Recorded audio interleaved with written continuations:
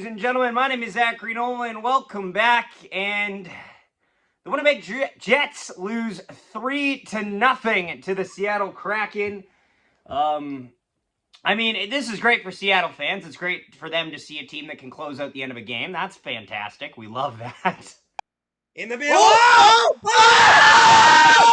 Oh! Oh! It's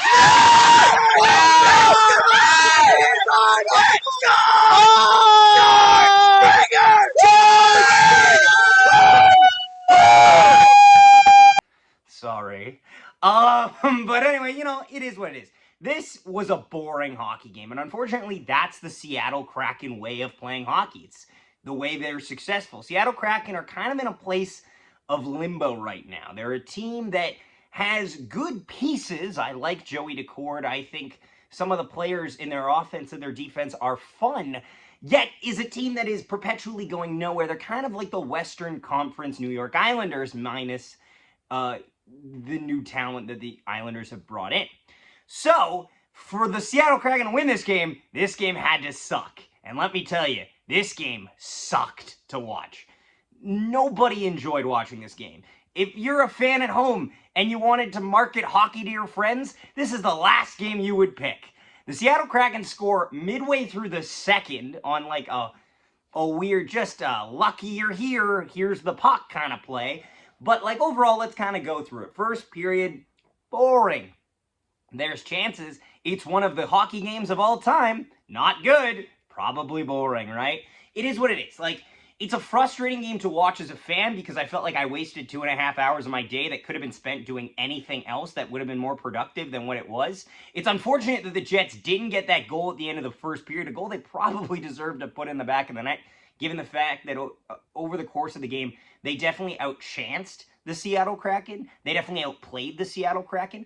But they were too cautious. The Winnipeg Jets seemed way too content, especially in the second period where Jaden Schwartz would score, to play this game on neutral. They completely decided that they were happy coasting along adrift like playing the Seattle Kraken, and that results in Jaden Schwartz scoring it, making 1-0 reaction here.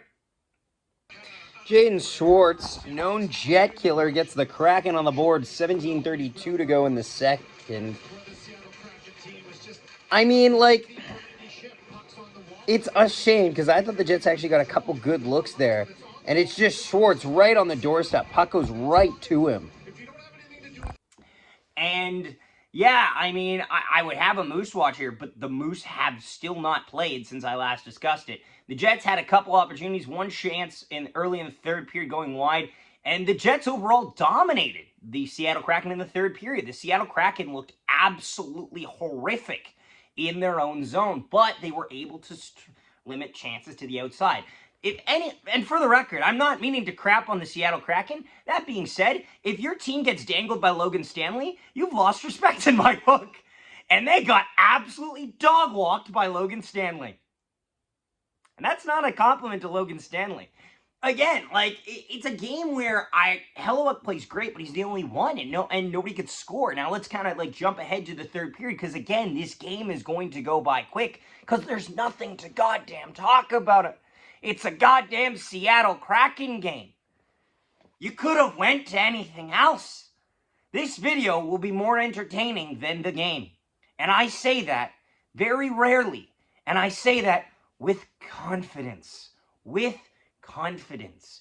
Do you love defensive zone traps and pucks passed around the perimeter with no real scoring chances and waiting for a person to make a mistake but not in a flashy way? This is the fucking game for you. That's basically what it is. It's frustrating. It's frustrating to watch. I'm a college student. I didn't need to watch this game, but I gave it a chance. But yeah, I blame the Winnipeg Jets to a degree too. They did not play their best. But overall, they're a team trending in the right direction. Right now, the Seattle Kraken are trending in the nether realm, waiting for a lifeboat to approach them. I like pieces on their team, but nothing works. Nothing works long term. The Jets will play them 2 more times. I expect them to win those games. I really do. That being said, we talked about it. The Jets had about 4 games in a row that you look at them and you probably should win. And This is a game they dropped. They should have beat the Seattle Kraken tonight, but they didn't. This is a game where the Jets disappoint. The offense runs cold. And I don't want to talk about what's going around the league right now. Ehlers got his second assist tonight. He's not lighting up the world by storm at all. However, in a game like this, you might want a guy like a Nikolai Ehlers. You want a guy that can just run against the grain and run wild and create chaos with his mere presence. And the Jets just didn't do that enough. They made Seattle panic. I believe the Kraken were on their best behavior by the end of the game because they were scared to hell and back. That being said, the Jets didn't capitalize on it. They never were able to truly, and you could tell that the Seattle Kraken weren't panicking. They turn out that turnover to Morgan Barron that creates the Logan Stanley opportunity is a perfect example of that. That's how I felt the Kraken played. Defensively, all good. But once you scratch beneath the surface, they were a team that were hanging on for dear life. But they were able to hang on enough, and they waited for the Jets to make a mistake. The Jets do late in the third period when they pull their goalie. Josh Morrissey loses it at the point, right off the draw, and it just results in this. Play. Ah,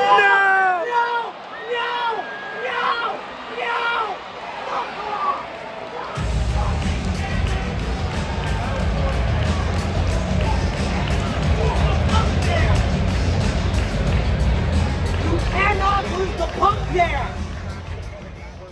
If you're going to make a great play at the blue line, you've got to finish off the play at the blue line. So it's a win, but it's Joshua! Schwartz to kind of close the Joshua! That little comeback from Josh. He's not able to control the puck, loses an easy empty netter for Schwartz. Stupid game! And yeah, it's not great. And here's the in-camera, here's the in-arena.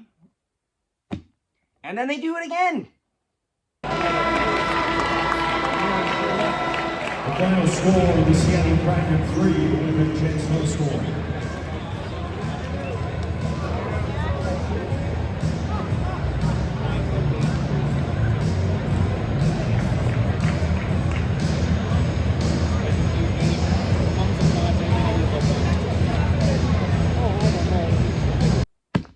And yeah, boring. So the Jets lose 3-0. The Jets lost 1-0.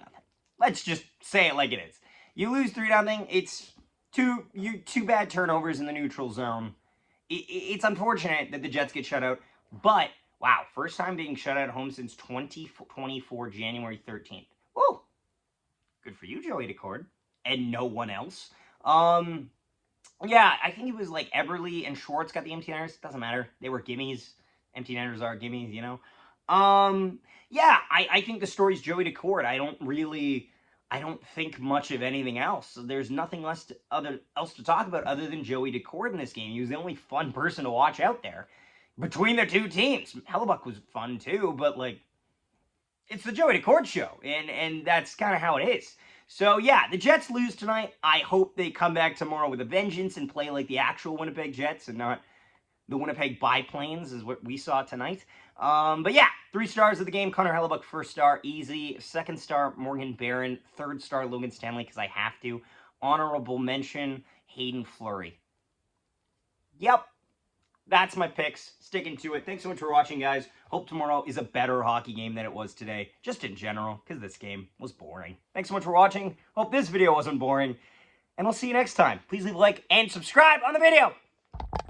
Back again, far side, quick shot, deflected in front, they score! Cole Perfetti with a deflection! 1.6 seconds left!